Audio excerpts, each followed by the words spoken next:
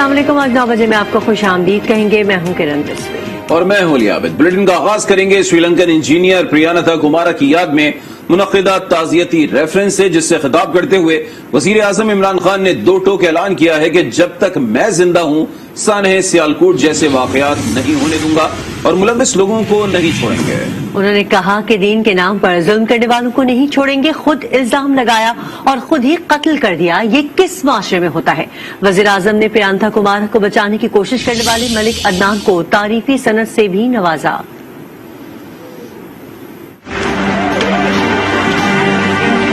اب سے جنہوں نے بھی دین کو استعمال کیا، ان کے نام پہ ظلم کیا کہ ہم نے ان کو نہیں چھوڑا، خود ہی الزام لگایا اور خود ہی قتل کر دیا، یہ کس معاشرے میں ہوتا ہے؟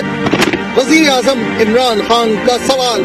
آنجہانی پریانتھا کمارا کی تعزیتی ریفرنس سے خطاب میں دو ٹوک کہا کہ قوم نے اب فیصلہ کر لیا ہے کہ آئندہ ایسا واقعہ نہیں ہونے دیں گے. اب سے جنہوں نے بھی دین کو استعمال کیا اور خاص طور پہ رحمت للعالمین صلی اللہ علیہ وسلم ان کے نام پہ ظلم کیا، میں آج آپ کو یہاں اناؤنس کر رہا ہوں کہ ہم نے ان کو نہیں چھوڑنا. کون سا انصاف ہے کہ آپ نے الزام لگایا اور آپ نے یہ الزام لگایا، آپ نے جاجی بن گئے اور آپ نے اسے قتل کر دیا. سارا پاکستان نے جو تماشا دیکھا ہے، سارا پاکستان آج یہ فیصلہ کر بیٹھا ہے کہ ہم نے اب اس طرح کے واقعہ اس ملک میں نہیں ہونے دیں. انہوں نے پریانتھا کمارا کی تنخواہ ہمیشہ جاری رکھنے کا اعلان بھی کیا. کہا سیالکوٹ کی بزنس کمیونٹی نے $1,00,000 جمع کیے ہیں جو مقتول کے لواحقین کو دیے جائیں گے. مجھے سیالکوٹ کی جو بزنس کمیونٹی ہے انہوں نے آج مجھے پیغام بھجوایا کہ وہ $1,00,000 انہوں نے اکٹھا کیا ہے پرینکا صاحب کے لیے، ان کی فیملی کو بھجوائیں گے اور اس کی تنخواہ ہمیشہ کے لیے وہ دیں گے، ہر جو مہینے کی اس کی تنخواہ دیں. تقریب میں پریانتھا کمارا کی جان بچانے کی کوشش کرنے والے ملک عدنان کو سراہا گیا. عدنان، آپ کو یہ کہہ دوں، ملک میں بہت ضرورت ہوتی ہے رول ماڈلز کے لیے، کیونکہ رول ماڈل کا مطلب ہوتا ہے کہ لوگ پھر ان کو فالو کرتے ہیں. جب آپ کی وہ ہم نے دیکھا وہ اس افسوسناک اور شرمناک واقعے پہ کہ جس طرح آپ نے کوشش کی اس کی جان بچانے کے لیے،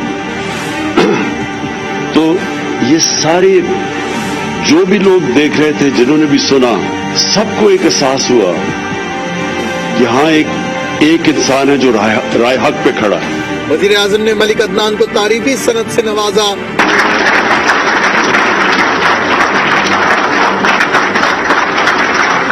انہوں نے کہا کہ ملک عدنان کو 23 مارچ کی تقریب میں تمغہ شجاعت دیا جائے گا. سری لنکن مینیجر کی جان بچانے کی کوشش کرنے والے ملک عدنان نے وزیر اعظم کی جانب سے سراہنے پر شکریہ ادا کرتے ہوئے کہا کہ وزیر اعظم عمران خان قوم کے حقیقی رہنما ہیں. وہ پوری قوم کو منظم اور یکجا دیکھنا چاہتے ہیں. معاشرے کے ہر فرد کو ذمہ دارانہ کردار ادا کرنا چاہیے. انہوں نے میری حوصلہ افزائی کی، میں دلی طور پر ان کا مشکور ہوں.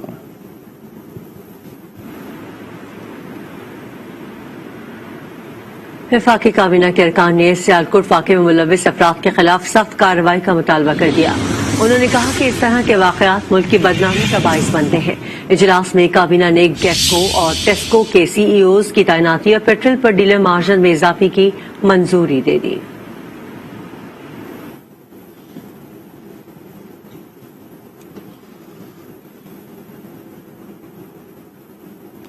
علماء اکرام نے سری لنکن ہائی کمیشن کا دورہ کیا اور ہائی کمشنر سے سانحہ سیالکوٹ پر اظہار افسوس کیا. علماء نے واقعے کی شدید الفاظ میں مذمت کی. انہوں نے جمعے کو یوم مذمت منانے کا اعلان بھی کیا.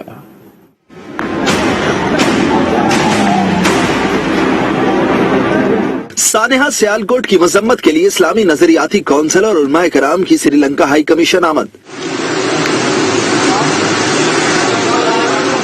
ہائی کمشنر سے ملاقات میں وفود نے اظہار تعزیت کیا اور متاثرہ خاندان کو مکمل تعاون کا یقین دلایا.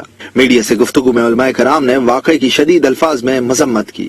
سیالکوٹ میں جو سانحہ پیش آیا ہے اس نے ہم سب کو ہلا کر رکھ دیا. جو لوگ اس واقعے میں ملوث ہوئے اور جنہوں نے سری لنکن بھائی کی ساتھ زیادتی کی وہ بدترین سزا کے مستحق ہیں. This is such a barbaric, such an unhuman and such a cruel act, no one can support it, no one can justify it. It's not an expression of Islamic teachings and the sentiments of Pakistani people. اس واقعے کی پرزور مذمت کرتے ہیں، اس خاندان کے ساتھ اظہار ہمدردی کرتے ہیں۔ چیئرمین اسلامی نظریاتی کونسل نے مشترکہ اعلامیہ پڑھ کر سنایا۔ سیالکوٹ کا حالیہ سانحہ ایک المیہ ہے۔ ہجوم کی صورت میں بے رحمانہ انداز میں ایک انسان کو مارا پیٹا گیا، ماورائے عدالت قتل کا یہ ایک بھیانک اور خوفناک واقعہ ہے۔ توہین مذہب کا الزام لگا کر یہ ایک غیر شرعی حرکت کی گئی۔ یہ پوری صورتحال قرآن سنت، آئین اسلامی جمہوریہ پاکستان اور ملک میں رائج جرم و سزا کے قوانین سراسر خلاف ہے۔ سری لنکن ہائی کمشنر نے شکریہ ادا کرتے ہوئے پاکستان کے اقدامات پر مکمل اطمینان کا اظہار کیا۔ The manner, the clergy, the government, the people had risen up to take action in catching the culprits, remanding them and initiating legal proceedings is very satisfying. علماء کرام نے سری لنکن ہائی کمشنر کو یقین دلایا کہ مجرموں کو قرار واقعی سزا دی جائے گی۔ اور اب کچھ خبریں سیاسی میدان سے۔ الیکٹرانک ووٹنگ مشین لانے کا مقصد صرف شفاف الیکشن کرانا ہے۔ نون لیگ اور پیپلز پارٹی نہ جانے کیوں ای وی ایم کی مخالفت کر رہی ہے۔ فواد چودھری کی کابینہ اجلاس کے بعد میڈیا کو انہوں نے کہا کہ حسن اور حسین نواز کو سہولت دینا چاہتے ہیں کہ وہ اپنے پاپا کی پارٹی کو ووٹ ڈال سکیں۔ انہوں نے مریم نواز اور حمزہ شہباز کی جانب سے جنید صفدر کی شادی کی تقریب میں گیت گانے کی تعریف بھی کی۔ ہمارا مقصد ای وی ایم لانے کا صرف ایک ہے، اور وہ یہ ہے کہ ہم الیکشن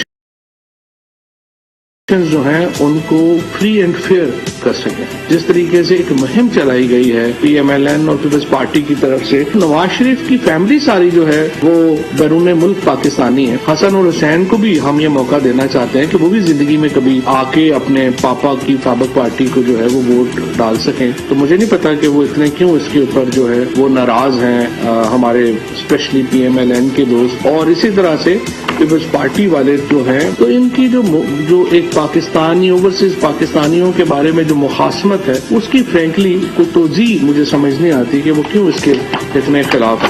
اور ہم ہماری پارٹی کا یہ مینیفیسٹو تھا، ہم اس کے مطابق آگے بڑھیں گے۔ میں بڑا اپریشیٹ کرتا ہوں حمزہ اور مریم کو، یہ جو محفل ہے اس پہ انہوں نے گایا بڑا اچھا ہوا، اچھا لگا کہ مطلب نارمل پاکستان ایسے ہی ہے، اس میں کیا مطلب، اس میں کیا اعتراض کی بات ہے۔ تو I think it's perfectly okay جو بھی انہوں نے کیا۔ صرف ہمارا تو ان کے ساتھ سیاسی اختلاف ہے، ہمارا تو صرف اتنا اعتراض ہے کہ ہمارے پیسوں سے شادیاں نہ کریں۔ عوام کے فیصلے کسی کو بند کمرے میں کرنے نہیں دیں گے۔ 23 مارچ کو روایتی نہیں بلکہ عوامی پریڈ ہوگی۔ لیگی رہنما احسن اقبال کی کراچی میں پریس کانفرنس۔ کہا معیشت کی بہتری کا پروگرام صرف نون لیگ کے پاس ہے۔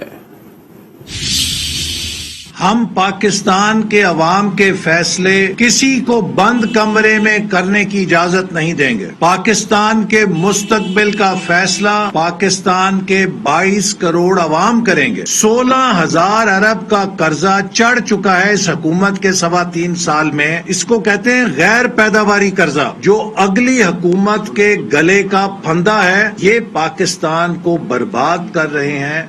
ہم نے پاکستان کو ان سے بچانا ہے۔ آج پاکستان جہاں پہنچ چکا ہے اس کو آپ ٹینکوں اور توپوں سے نہیں بچا سکتے۔ آج پاکستان کو جس ہتھیار کی ضرورت ہے اس ہتھیار کا نام ہے قوت اخوت عوام، اور مسلم لیگ نون اسی ہتھیار کے ذریعے پاکستان کی تعمیر نو کرنا چاہتی۔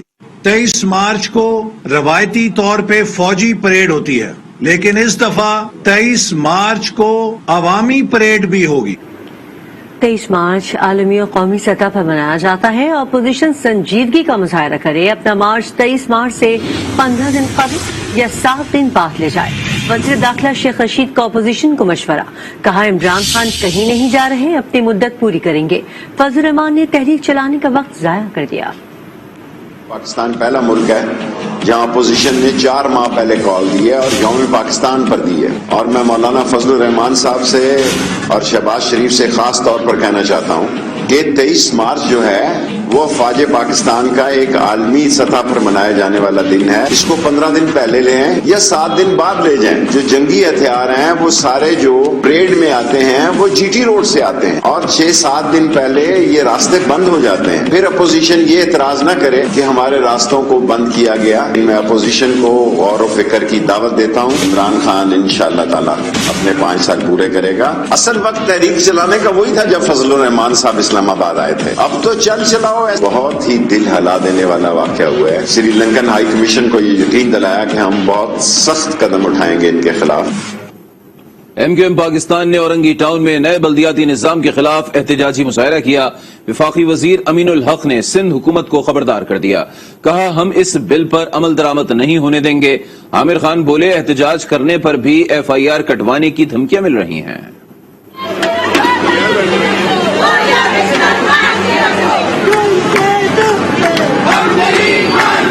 اورنگی کے عوام اور کراچی کے عوام جو 2021 لوکل گورنمنٹ ایکٹ ہے اس کو مسترد کرتے ہیں.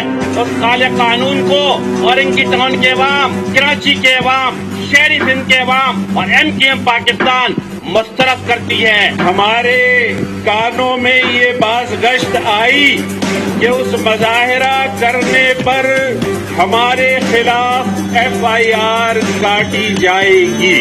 تو میں سندھ حکومت کے حکمرانوں کو یہ دعوت دیتا ہوں کہ ایک نہیں 10 ایف آئی آر کاٹو. بلدیاتی بل واپس نہیں لیا گیا تو مراد علی شاہ کو وزیر اعلیٰ ہاؤس سے باہر نکال دیں گے. سندھ اسمبلی میں اپوزیشن لیڈر حلیم عادل شیخ کی وارننگ. کہا نوٹوں کے سوداگر بلدیاتی نظام پر قبضہ کرنا چاہتے ہیں.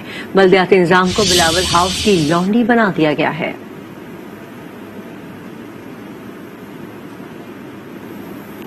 سابق چیف جج گلگت بلتستان رانا شمیم نے تحریری بیان اسلام آباد ہائی کورٹ میں جمع کرا دیا ہے جس میں انہوں نے کہا کہ سابق چیف جسٹس ثاقب نثار سے گلگت میں گفتگو ہوئی. وہ ثاقب نثار کا سامنا کرنے کو تیار ہیں.